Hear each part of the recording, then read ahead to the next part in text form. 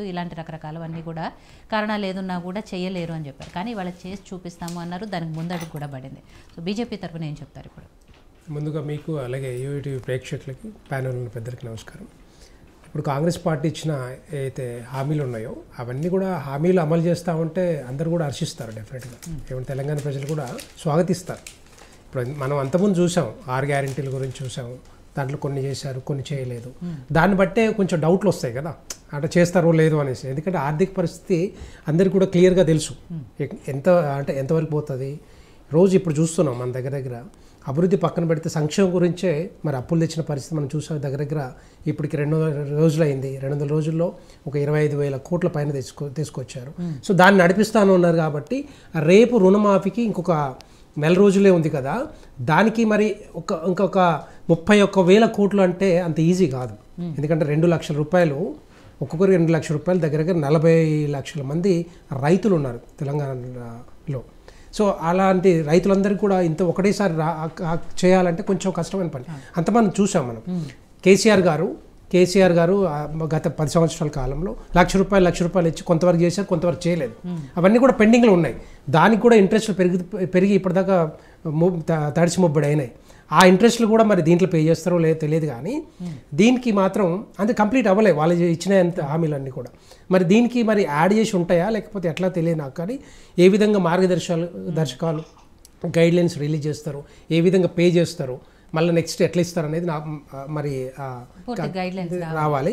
అదంతా మనం వచ్చాక మనం మాట్లాడుకోవచ్చు. కానీ ఇప్పుడు ఇస్తారు డెఫినెట్గా. ఈ 31,000 కోట్లు అమలు చేస్తామంటే మాత్రం తప్పకుండా తెలంగాణ ప్రజలందరూ కూడా హర్షిస్తారు, స్వాగతిస్తారు.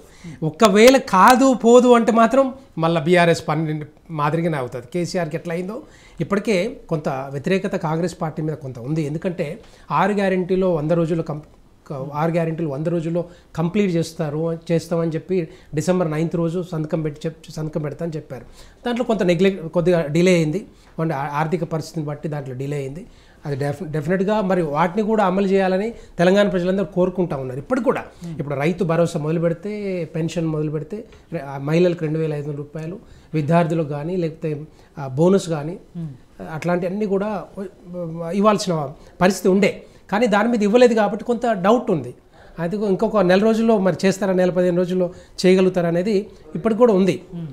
మళ్ళీ ఇంకోటి ఏంటంటే, ఇంకొకటి కూడా రేవంత్ రెడ్డి గారికి 100% చేస్తారు, దీని మీద అమలు చేస్తారు అంటే మాత్రం డెఫినెట్గా స్వాగతిస్తారు. దాని విషయంలో ఇంకోటి ఏంటంటే, అంటే దగ్గర 12 డిసెంబర్ 2018 నుంచి 9 డిసెంబర్ 2023 వరకు ఆ మధ్యకాలంలో ఏదైతే 5 సంవత్సరాల మధ్యకాలం తీసుకున్న అందరూ కూడా చేస్తామని చెప్తా ఉన్నారు. అదే గైడ్లైన్స్ పాటిస్తూ చేస్తే మంచిదే. డెఫినెట్గా బీజేపీ కూడా డెఫినెట్గా హర్షిస్తుంది, యాక్సెప్ట్ చేస్తుంది. సో అట్లా దాంతోపాటుగా రైతు భరోసా 15,000 రూపాయలు కూడా ఇవ్వాలని కోరుకుంటూ, తర్వాత రైతుల భరోసాతో పాటుగా కొంతమంది ఇప్పుడు చాలామంది రైతులు బాధపడ్డారు. ఎందుకంటే ధాన్యం సేకరణ లేట్ అయిపోయింది దాంట్లో విషయంలో. తర్వాత ఈ బోనస్ విషయంలో కూడా 500 రూపాయలు ఇవ్వలేదని చెప్పి.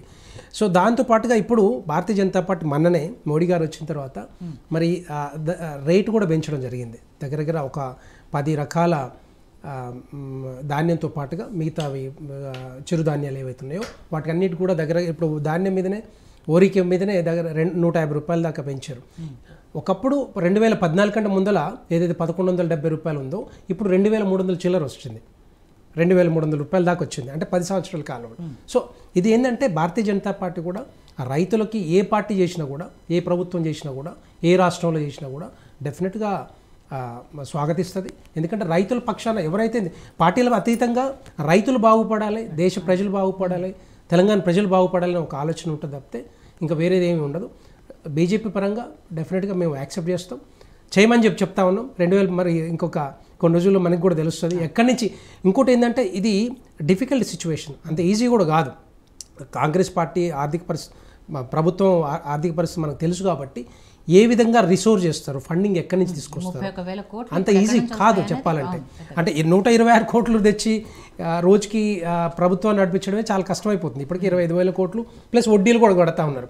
ఎందుకంటే బీఆర్ఎస్ పార్టీ కేసీఆర్ చేసిన ఏదైతే నిర్వాహకం ఉందో అదంతా కూడా విధ్వంసం ఉందో అవన్నీ కూడా కంప్లీట్ చేసుకుంటూ రావడం అంటే అంత ఈజీ కూడా కాదు.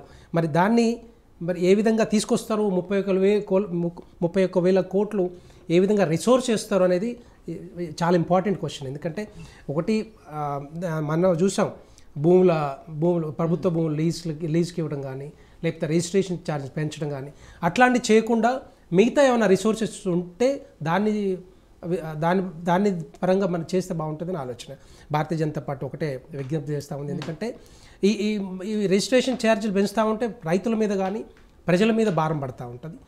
రెండవది మళ్ళీ లీజ్కి ఇస్తే అది కంపెనీలు అని మిగతా వాళ్ళు బాగుపడతారు తప్పితే తెలంగాణ ప్రజలు ఎక్కడ అభివృద్ధి బాగుపడరు. ఎందుకంటే బీఆర్ఎస్ పార్టీ అట్లాగే చేసింది. చేస్తేనే అంత వ్యతిరేకత వచ్చి మరి ఇప్పటికీ వాళ్ళు అధికారాన్ని కోల్పోయారు, ఇంట్లో కూర్చున్నారు. మన పార్లమెంట్ ఎన్నికల్లో అసలే రాకుండా చేశారు. ఇప్పుడు వాళ్ళు ఉన్న ఎమ్మెల్యేలందరూ కూడా కాంగ్రెస్ పార్టీలోకి వెళ్ళిపోతూ ఉన్నారు ఒక్కొక్కరు. సో ఈ విధంగా డెఫినెట్గా మేము మాత్రం యాక్సెప్ట్ చేస్తాం, చేయమని చెప్పండి. రామ్ గోపాల్ గారు, ప్రస్తుత రాష్ట్ర ఆర్థిక పరిస్థితి దృష్ట్యా రైతు రుణమాఫీ అనేది అసాధ్యం కాదు అని ప్రతిపక్షాలు చెప్పాయి. కానీ దాన్ని సుసాధ్యం చేసి చూపిస్తాము అన్నారు. దాని దిశగానే నిన్న కేబినెట్ మీటింగ్లో కూడా